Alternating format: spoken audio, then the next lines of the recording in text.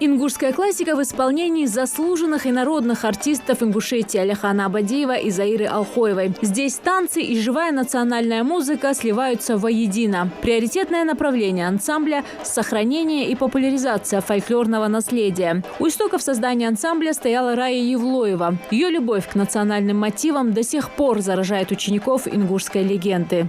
И Рая всегда говорила, что когда человек поет с гармошкой, с дулем, это совсем другое.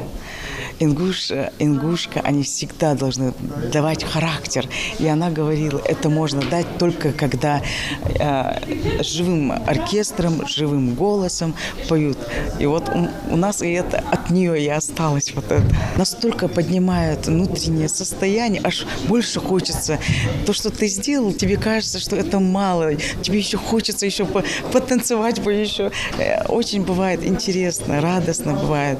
Я с душой, бывает вот от души, работаю в этом ансамбле. Главная идея новой постановки – популяризация народных мелодий, сохранение самобытности культуры ингушского народа. Как и в любом танце, неизменным остается образ нежных горянок, похожих на лебедей, и смелых горцев своими резкими и ритмичными движениями, напоминающих о полете свободных орлов.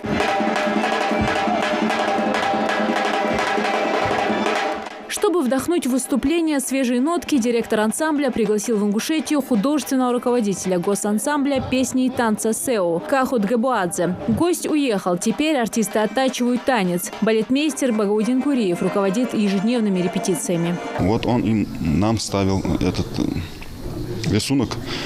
А там дальше движения, какие там движения будут, как их будут ставить, это уже мы работаем над этим. Нашим ребятам, им хочется, чтобы новая программа была, чтобы это новое что-то было. Они заинтересованы сами, потому что последние 7 лет или 4, они старый репертуар делали, работали над старым. И думаю, с этих, сейчас вот новую постановку мы сделаем в фольклорном плане. Сейчас мы ее чистим, делаем. И думаю, в ближайшее время мы эту постановку покажем для нашего зрителя. Вот что-то тогда мы уже поймем, что нам надо дальше, как идти правильно. Если понравится нашему зрителю, значит мы что-то еще в том же плане сделаем. Мне нравится выступать. Не передать впечатление, когда тебя аплодируют, когда ты стоишь на сцене. Мне нравятся наши новые танцы. Уже через месяц ансамбль «Магаз» порадует своих зрителей сольным концертом. Старые песни и новые танцы никого не оставят равнодушными.